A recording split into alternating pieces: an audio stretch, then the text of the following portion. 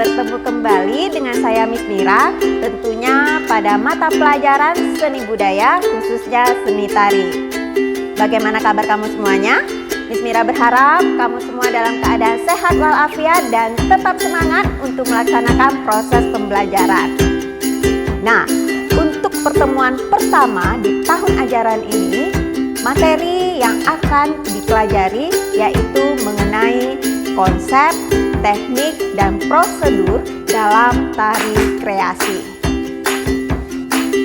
Baiklah, siswa dan siswi sekalian, untuk lebih jelasnya lagi, apa topik materi pembelajaran kita hari ini? Mari simak penjelasan berikut ini. Menerapkan konsep, teknik, dan prosedur dalam berkarya tari kreasi dengan kompetensi dasar 3.1. Menerapkan konsep, teknik, dan prosedur dalam berkarya tari kreasi. Indikatornya 3.1. Menentukan konsep gerak dasar tari kreasi. Pada pembelajaran ini bertujuan diharapkan siswa mampu mengamati tari kreasi berdasarkan konsep, teknik, dan prosedur. Sebelum kita mempelajari menerapkan konsep, teknik, dan prosedur dalam berkarya tari kreasi, Miss akan menampilkan sebuah video. Silahkan disimak.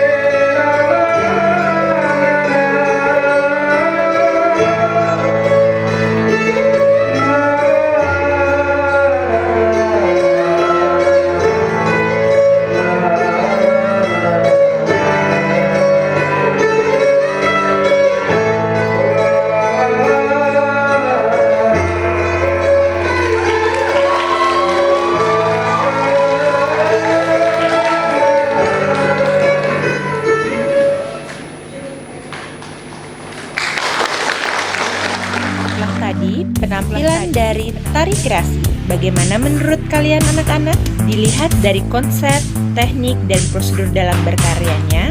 Simpan jawaban kalian untuk menjawab pertanyaan Miss di akhir video ini. Menerapkan konsep, teknik, dan prosedur dalam berkarya tari kreasi. A.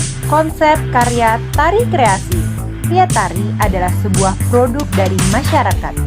Dalam karya tari akan tercermin budaya masyarakat penyangganya. Berbagai tari tentunya sudah kita tonton. Ada tari nelayan, tari tani, tari berburu, dan tari metik teh. Dari pengamatan itu, kita sudah bisa menduga bahwa tari nelayan terlahir dari masyarakat pelaut dan tari tani lahir dari masyarakat petani.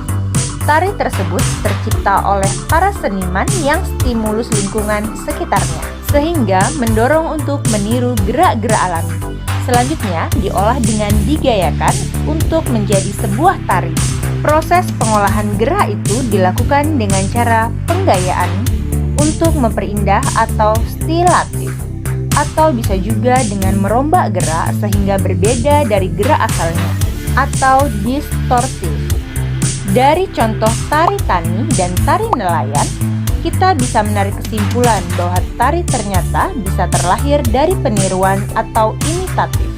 Sama halnya dengan tari merak dari Sunda dan tari cendrawasih dari Bali, yang tercipta oleh seniman karena ketertarikannya pada keindahan dan perilaku binatang-binatang tersebut, serta menjadi sumber inspirasi dalam berkarya tari. Dari dua contoh tersebut, terdapat dua sumber penciptaan berkarya tari, yaitu peniruan terhadap perilaku manusia dan peniruan perilaku binatang yang selanjutnya digayakan atau diperindah untuk keperluan tari. Selain dari tari-tari yang bersifat imitatif, terdapat pula tari yang menggambarkan tokoh-tokoh yang terdapat dalam cerita, seperti Gatot Kaca, tokoh pahlawan dalam cerita Wayang Mahabharata, atau Hanoman, tokoh pahlawan dalam cerita Ramayana. Penggambaran tokoh-tokoh tersebut dalam tari Sunda, Jawa, dan Bali memiliki persamaan dalam busana dan gerak tari dengan karakternya yang gagah. Apabila disandingkan, busana tari Gatot Kaca Jawa dan tari Gatot Kaca Sunda tidak terlihat perbedaannya. Begitu pula busana tari Hanoman Jawa dan busana tari Hanoman Bali. Busananya memiliki kemiripan. Akan tetapi, apabila sudah bergerak akan terlihat perbedaannya. Perbedaannya bukan hanya dari iringan saja, tetapi perpaduan komposisi geraknya juga berbeda. Dari sisi ini, kita bisa memperoleh pembelajaran bahwa sebuah karya tari bisa bersumber dari cerita dan tokoh-tokoh yang terdapat dalam cerita, bisa diwujudkan menjadi karya tari. Dari pengamatan terhadap tari di atas, kita bisa memahami bahwa tari tercipta karena berbagai asal stimulus atau penglihatan, pendengaran, perasaan yang tercurahkan dalam bentuk tari dengan konsep 1. Peniruan terhadap perilaku alam, manusia, dan binatang. 2. Perwujudan tokoh cerita. Dan 3. Mengacu lagu atau guru lagu. Di bawah ini terdapat foto karya kawan kalian yang mengembangkan unsur tenaga, ruang, dan waktu dari tema lingkungan. Kekuatan tenaga menahan temannya tertumpu pada kedua tangan. Begitu pula dalam setiap melakukan gerak. Tentunya diperlukan sebuah tenaga. Penggunaan tenaga memiliki intensitas kuat, sedang, dan lemah tergantung cara penggunaan atau penyaluran tenaga. Gerak tari pada tarian di atas menunjukkan ruang gerak yang luas, terlihat antara badan dan lengan yang dilakukan penari secara berkelompok. Masing-masing penari melakukan ruang gerak yang sama. Gerak di dalam ruang dapat dilakukan sendiri, berpasangan, atau berkelompok. Selain gerak memerlukan tenaga dan ruang, gerak juga memerlukan waktu. Setiap gerakan yang dilakukan membutuhkan waktu. Perbedaan cepat, lambat gerak berhubungan dengan tempo. Jadi, tempo merupakan cepat atau lambat gerak yang dilakukan. Fungsi tempo pada gerak tari untuk memberikan kesan dinamis, sehingga tarian enak untuk dinikmati. Pada gambar di bawah ini, pose gerak hormat di antara penari yang satu dengan penari yang lainnya berbeda. Penari yang satu dilakukan dengan tempo yang cepat, sementara penari berikutnya dilakukan dengan tempo yang lambat, sehingga menghasilkan tempo yang berbeda dengan melakukan gerak yang sama. Demikianlah penjelasan materi di pertemuan hari ini. Selanjutnya silakan kamu kerjakan tugas yang sudah Miss Mira berikan di aplikasi Edmodo. Jangan sampai terlambat untuk mengumpulkannya. Sampai jumpa di pertemuan selanjutnya. Bye-bye.